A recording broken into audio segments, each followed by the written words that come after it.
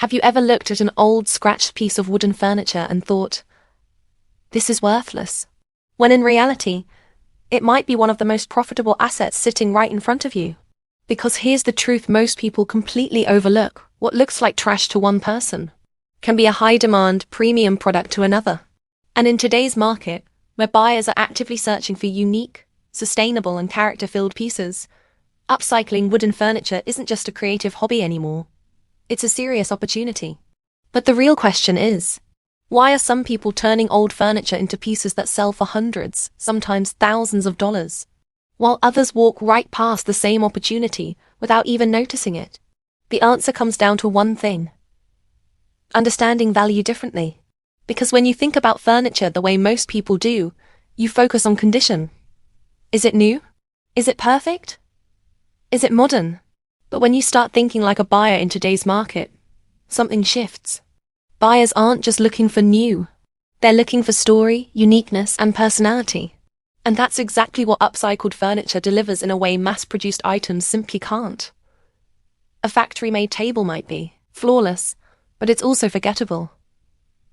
An upcycled piece, on the other hand, carries character. It has imperfections that feel intentional.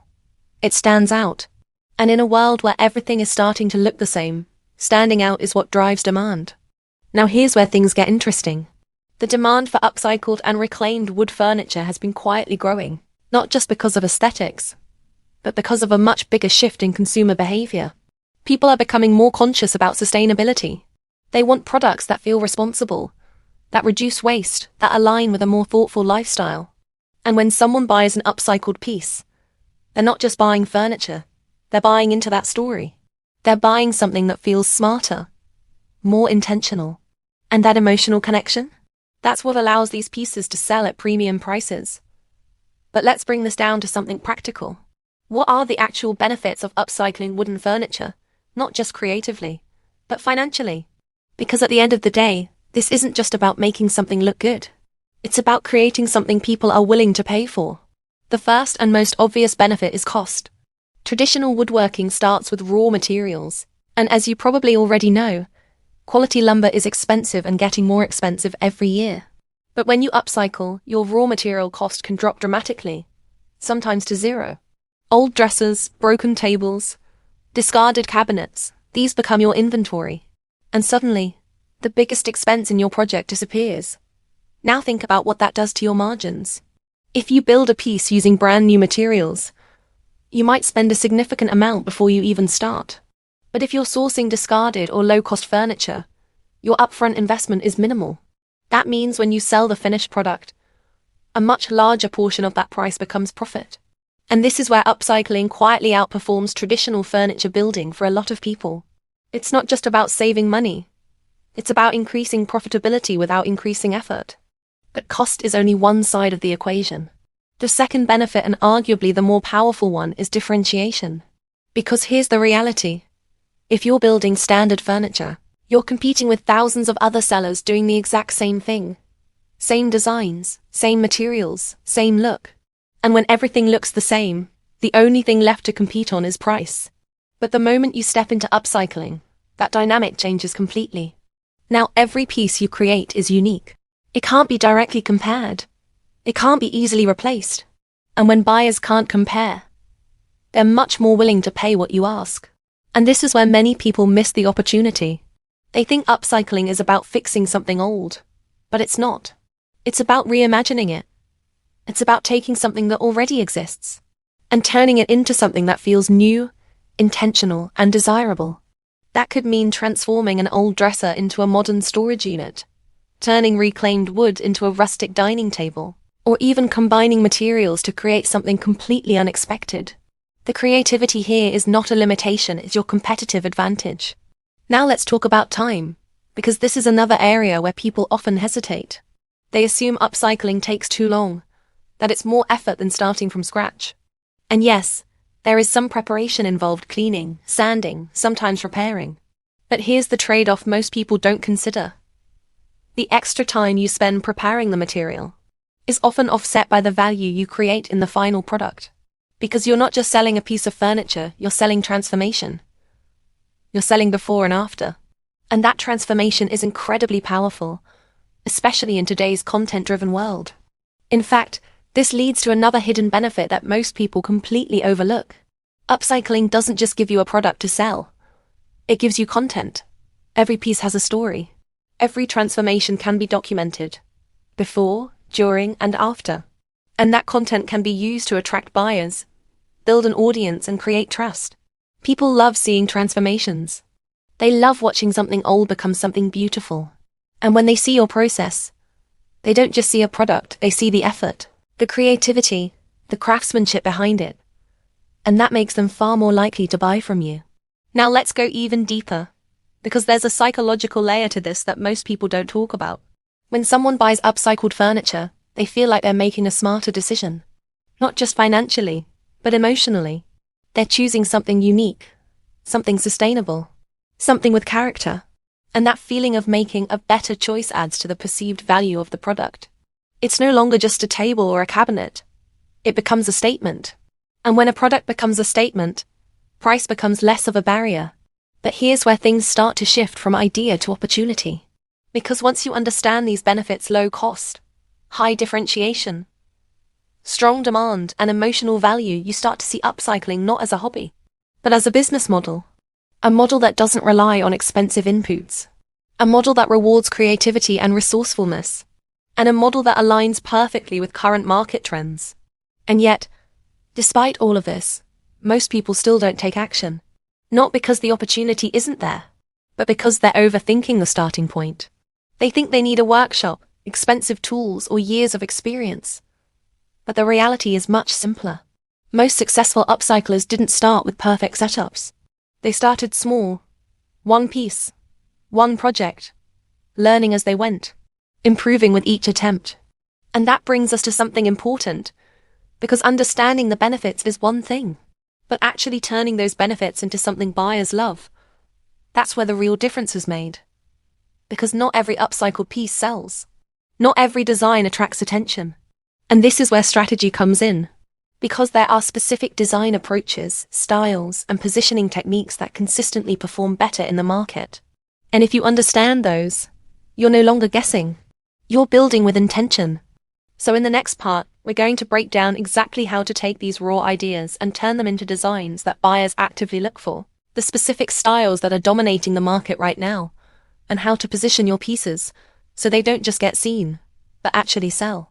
Because once you combine the right design with the right positioning, that's when upcycling goes from interesting to truly profitable.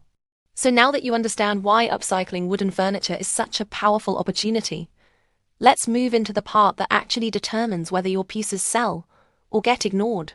Because the difference between a piece that sits unsold for weeks and one that gets messages within hours isn't luck, it's design, positioning, and understanding what buyers are already looking for before you even start your project. And this is where most beginners get it wrong. They build what they like, instead of building what the market wants. Now that doesn't mean you ignore creativity. It means you aim it in the right direction. Right now, there are a few design styles that consistently outperform others in the upcycled furniture space.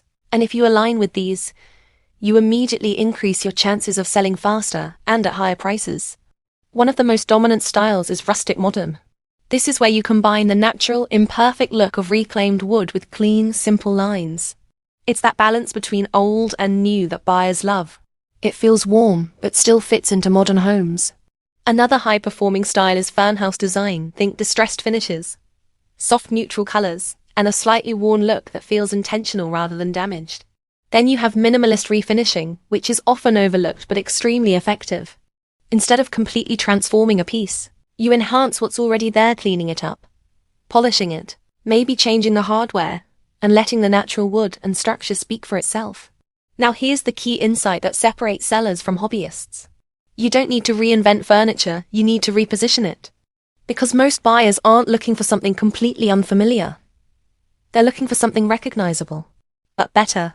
Something that fits their space, but also stands out just enough to feel special. And that's exactly what these styles do. They take familiar forms and elevate them. But design alone isn't enough. Because even the best-looking piece can struggle if it's not presented the right way. And this is where positioning becomes everything. Think about how people actually buy furniture today. They're scrolling through platforms like Facebook Marketplace, Etsy, or Instagram. They're not touching the piece. They're not seeing it in person. They're making decisions based almost entirely on what they see and how it's presented, which means your photos, your description, and even your title are just as important as the piece itself. Let's start with visuals, because this is where you win or lose attention in seconds. A well-lit, clean background can instantly make your piece look more premium. Natural light works best.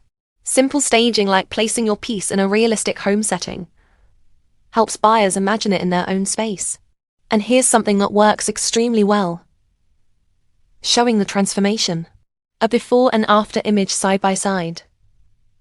Because that contrast tells a story instantly. It shows effort. It shows creativity. And it increases perceived value without you having to say a word. Now let's talk about descriptions, because this is where you turn interest into action. Most people make the mistake of writing basic, generic descriptions. Wooden table for sale. Good condition. That doesn't sell. What sells is storytelling and clarity. You want to highlight what makes the piece unique. Is it made from reclaimed wood? Does it have a specific style? Was it hand-finished? What problem does it solve? And most importantly, how will it make the buyer feel when they own it? Because people don't just buy furniture. They buy how that furniture fits into their life. And then there's pricing, which is where many people either undervalue their work or price themselves out of the market. The goal is not to be the cheapest. The goal is to reflect the value you've created. And here's a simple way to think about it. If your piece looks unique, well-presented, and professionally finished, you can price it above average. Because you're no longer competing with basic second-hand items. You're competing in a different category. But at the same time, you want to stay within a range that feels accessible for your target buyer. It's a balance between value and demand. Now let's connect this back to something bigger, because this is where upcycling becomes more than just selling furniture. It becomes a system. Once you understand what styles work, how to source materials, how to transform them, and how to present them, you can repeat that process over and over again. And that's how consistency is built. Not by guessing every time, but by refining a system that works. And here's something that gives you a massive advantage if you take it seriously. Speed. Not rushing the work, but moving quickly from one project to the next. Because every piece you complete teaches you something. What buyers respond to. What sells faster. What designs get more attention. And the faster you go through that learning cycle, the faster you improve. While others are stuck planning their perfect first project, you're already on your third, fourth, fifth, getting better each time. But let's be real for a moment. Because this is where most people hesitate. They worry about making mistakes. What if the finish isn't perfect? What if it doesn't sell? What if no one responds? And here's the truth: those things will happen. But they're not failures. They're feedback. Every unsold piece teaches you something about pricing, design, or presentation. And every sold piece reinforces what works. The only real mistake is not starting. Because if you step back and look at the bigger picture, this isn't just about furniture.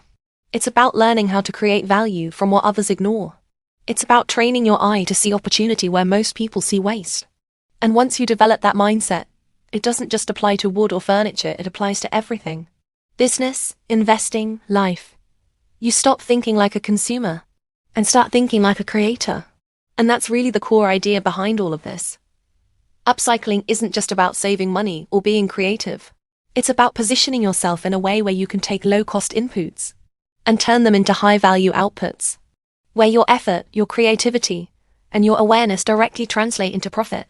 And in a world where costs are rising and competition is increasing, that ability becomes incredibly powerful. So here's what I want you to do next. Don't overthink this. Don't wait until you have the perfect tools or the perfect plan. Start with one piece. Just one.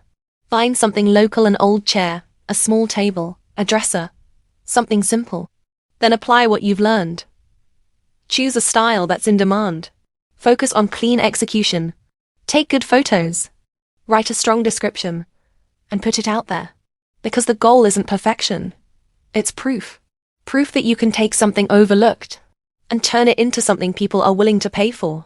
And once you get that first result, everything changes.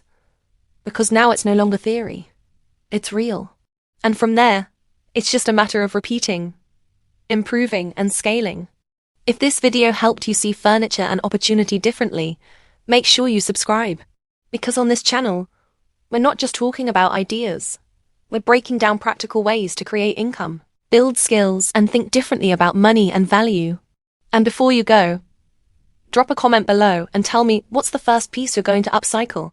Because the moment you decide to act is the moment things start to shift.